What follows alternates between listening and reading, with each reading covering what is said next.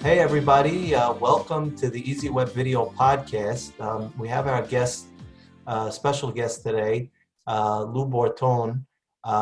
He is a video marketing extraordinaire, and he's going to give us a little bit in terms of tips, and he's going to give us how he runs his business. So we're very, very excited to welcome Lou.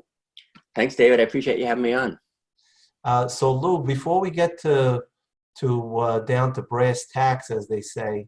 hmm I'm looking out your window. Is that a real window looking out, or is that No, I those wish I was fake in ones? Manhattan. This is actually a $17 background from Amazon. Oh, that expensive, huh? Yes, so it's funny. I just Expensive. put this back here because I have a plain white wall, and I just wanted to make it a little more interesting. So a lot of people It's think very interesting. uh, but yeah, I just go on Amazon and get these backgrounds. I actually have other ones behind it. So every once in a while I change it out, and the rest of my office is just a mess. So as long as I keep this part clean, I'm good. Well, that's a lot of fun, Lou. So why don't you give us a little bit about your background, how you got involved with video, where you come from, just to give our listeners and viewers a little, understanding of Lou. Sure. I grew up in the TV business because my dad worked at a TV station in Boston. So I spent a lot of weekends there and kind of grew up in that environment. So when I got out of college, I went into TV and radio, and I worked in Boston and I worked in LA for about 10 years at different cable networks like E and Fox Kids Network. And then Were you a eventually, correspondent, or you were doing it I as? was behind the scenes doing marketing and advertising for Saban Power Rangers, Fox Kids Network, Fox Family Channel. So that was a wild ride for about 10 years. And then when my division was sold to Disney, I moved back to New England. And that was kind of during the dot-com boom. So I just started doing online video at that point. So that was pretty a while ago, probably 2005 or maybe even Yeah, I earlier can't than even that. remember back that far. 2005. Wow, that's a long time ago. So Yep. you were already doing video then. That's when you say got started doing. Um, Yeah, I think the first YouTube stuff I was doing in 2005 is we were doing like a fun little sketch comedy show, and we were putting videos on there before anybody even really knew much about it. So, do you so still do a comedy show, or do it you have? was, yeah, back in the day, this was, 15 years ago. But yeah, we'd just put these little 20-minute comedy sketch shows on YouTube, and that's kind of how I was introduced to YouTube. And I'm like, hey, I bet we could use this for business instead of just, fun. Right? And so the comedy show was it picked up by any of the networks or anything No, like no, it that? was just fairly local. It was meant to be kind of local. It was very sort of New England centric, and at the time we syndicated it among cable access stations. So like all the little local cable stations aired it. Oh, that's cute. That's very That cute. was I fun. got to check out one of those episodes. Are they still online? I think so, yeah. So yeah, and then what I started to do really was sort of say like, all right, well, if I'm going to do this for business, I'm going to try and make it fun, and I tried to bring my personality. Like when I first started doing video, I really didn't like being on camera. So my, defense against that was to either be goofy or funny or put my dogs in or put my kids in the video. So I was doing a lot of kind of wacky stuff back then. What like, because I think it's important for the listeners and viewers to understand, because hmm I'm sure they go through some of that same type of thinking. Yeah. What was that like what was the inhibition? Why not video? I'm, an introvert, and I was always behind the scenes on the other side of the camera in the marketing side of things, marketing and promotion. Never did on camera. So when it came time to be on camera, it just felt like weird and unnatural. And I think for most people, it probably is. You're looking, especially if it's online video, you're not speaking from a stage. You're basically looking at a little green dot or red dot or something and talking to a computer. So it was a little weird at first. And like I said, I just figured like, well, I'll just hide behind costumes and props and goofy stuff for a while and see how that goes. So you dressed up as Superman and stuff, I or? did, yeah. I did one where I dressed up as Moses and did the 10 Commandments of online video and just goofy stuff like that. Gotcha. Well, it sounds like it's been continued to be a wild ride at that point. So then I guess at that point at this point, you're already starting to use video to get Mhm. customers. Yeah. But what were you selling? At the time, mostly online courses and a little bit of coaching. But it was really just sort of at that point, honestly, just throwing stuff against the wall to see what would stick. So it was a lot of trial and error. But eventually I was doing much more like, okay, I can teach other people how to do video stuff. I mean, I had a background in television. So I was trying to help other people get comfortable on camera and, you know, doing various courses on YouTube. And then when Facebook Live came along, a lot of stuff with that. So Facebook Live in particular, I think is kind of low hanging fruit because I feel like it's more casual and less pressure. So basically, I think what you're saying is you were selling yourself and your knowledge Yeah. for others to learn from, and then Hmm. I guess duplicate or replicate what you were doing in their Yeah. world, or teaching them a specific talent, or Yeah, and teaching them how to get started with video marketing, how to do more video in their own business. Because my philosophy was, if you're doing email marketing, you should add video to it. If you're doing social media, you should add video to it. If you're doing, you know, any kind of marketing that you're doing, I felt like video could enhance that and make it more personal and engaging.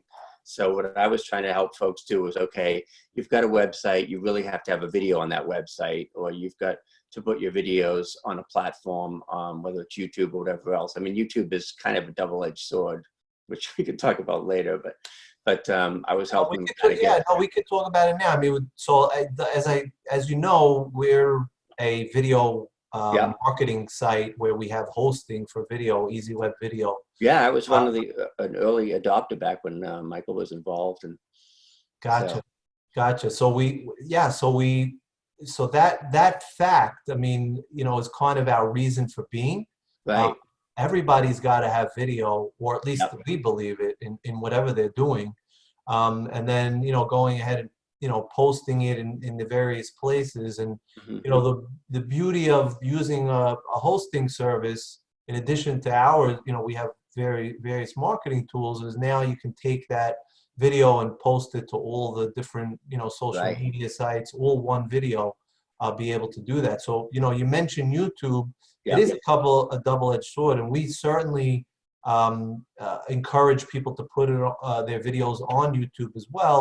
But we don't Hmm. necessarily tell them to go and point from their website. But I noticed that you do, so I'm just curious: is there a Hmm. reason why Yeah, you? in some cases I do, but I mean the thing like the reason I say it's a double-edged sword is because obviously you want the SEO and discoverability, but you're on somebody else's real estate, and people always say, oh well, when the video ends, it goes to a competitor's video. So I mean you can't control that stuff as much. So that's why I like guys like you and Easy Web Video, where it's like, okay, now this is my real estate. I can control how the video ends and what happens after it, rather than just throwing it on YouTube and hoping for the best. Because YouTube just wants it wants you to spend more and more time on their channel. But again, you're playing in somebody else's backyard when maybe you should be in your own backyard. Well, listen, I mean, it happened to me when I was on your site. I mean, quite honestly, I was on your site and looking through your videos, which I got a kick out of, Hmm. and then by mistake, I was trying to change the settings of the video, and I ended up at YouTube. And again, as I tell this in all my podcasts, there was Yep. somebody that was using my YouTube account, and they must have watched Diana Ross, "Ain't No Mountain High Enough." And since then, I mean, almost every time, although I love the song, they just keep putting that in as a suggestion. I don't know if it's somebody just thinks it's funny, um, Yeah. but that's what'll happen. So it's not a problem for you. I mean, you don't compete with Diana Ross, but No, uh, not yet. But that's the thing. I mean, you never know what's going to go on YouTube because it isn't your real estate. So, I mean, there was one time when my daughter was much younger. She was a teenager, and she was using my YouTube account. So now all of a sudden, I've got all these boy band videos coming up on my account because that's what she was watching, gotcha. Well, it's good that you like the boy bands too, right? I guess. So, but again, it's like if you want to control the viewer experience and you want to control the environment, then you've got to use a service like yours, like Easy Web Video or something else where you're not dependent on YouTube. Gotcha. So now give us an idea of some of the courses that you're currently running today, Lou, and Mhm. how you help people, Yeah. doing video marketing. One of the things, because I've done probably 30 plus courses over the last several years. So people ask me, well, can you show me how to do a video course? Because a lot of these sites like udemy.com and Teachable and Skillshare, they're basically based on video courses. So that's a great way for people to present their expertise. And so I teach them how to do their own video courses and put them on a platform like Thinkific or like Udemy, where they can, get exposure to a third-party site like that. Gotcha. So you teach people how to make their own video course. Yeah. That's one. Mhm. And then are there any other courses that you're Yeah, offering? I've got courses on, live streaming and Facebook Live, because that's become so popular. A lot of people want to do Facebook Live. And again, those I do a lot of stuff about repurposing videos, which is, what you guys do, which is great. It's like, look, if you've got one video, leverage it and put it in as many places as you can to get as much mileage out of it as you can. What would if you would again, you are the expert. So I was going to say if you were, but you are the expert. What is the one most important video that a Mhm. business owner needs? When they're doing or they're showing themselves, or what Yeah. would you say is the most important video that they must do, and where should they Mhm. place it? Yeah, and I would say it's your homepage video, the video on the first page of your website, because if people are going to Google you or going to try and find you, they're probably going to go to your website. And if it's just a bunch of stock photos and text, it's like, oh God, you want to personalize that, you want to customize it, you want to really take advantage of that first impression. So I call that the first impression video, and I encourage people to put that right front and center above the fold. How long should the video be, and what like type of content should it be? Yeah, I mean, typically it's, I used to say 3 minutes. Now I'm saying less than two if you can do it, just because people's attention spans are so short. And that's really just this is who I am, this is who I serve, and this is what I can do for you. So it's a very simple, quick little introduction, like, okay, here's who I am, here's what I do, here's how I can help you. Because if people are going to your website, they're probably looking for some kind of solution. Absolutely. And so give me an idea of some of the success stories from some of your students. I mean, Hmm. what do they do? And, Yeah. how is how is learning from you Hmm. giving them the leg up that they needed? Yeah, it's fun because I've seen folks who have come in as total newbies. I had one client who, literally was like, okay, I got a new Mac. Where's the on button? Really like a self-admitted technophobe, and really didn't want to do video, but she had an iPhone, and I coached her through it. She was renting a luxury property in Costa Rica, and it was during, the first recession back when, and, obviously she was having trouble selling high ticket items, but she started to do these tips videos about Costa Rica that I was coaching her through just with her iPhone. And lo and behold, a year or so later, she's got 250,000 views on one Wow. video alone. So I'm like, holy crap. Like, She's doing better that's than pretty you. good to go from zero to 250,000 views of a video is pretty cool. So that's just one example of a newbie who just sort of threw herself into it. Was kind of afraid to be on camera, but I said, look, just, Costa Rica, the tips, all the ins and outs. So just share those and see how it goes. And she posted them on her own site, and it really took off for her. She's got a show. I think at one point she had the Discovery Network calling her up to ask about the videos because they were getting so many views, and she was in the midst of this sort of cool rainforest, and she had a beautiful property. So she had some really cool scenery to show. If you're not in Costa Rica and you don't have a jungle behind you, you can always just get a fake background like this and Right, right. I was going to say, decide just where you put a are. couple of elephants in the picture, or Yeah. lions, and just hang out, and you're an expert on Costa Rica, right? Yeah. It's as So, I simple mean, as that's that. the thing. It's like whatever you're an expert at, you can share that expertise via video. And there are people obviously looking for, answers. I mean, now if I Google something like, okay, how do I use such and such WordPress plugin?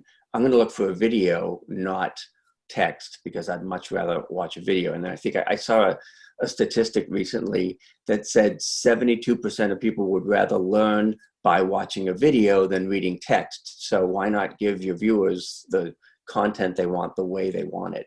For sure. I mean, certainly the TV, kind of started it off, but now at this point, I mean, it's just video is just everywhere. I mean, anywhere you go, there's video of everything, and I guess people don't want to, don't want to read anymore.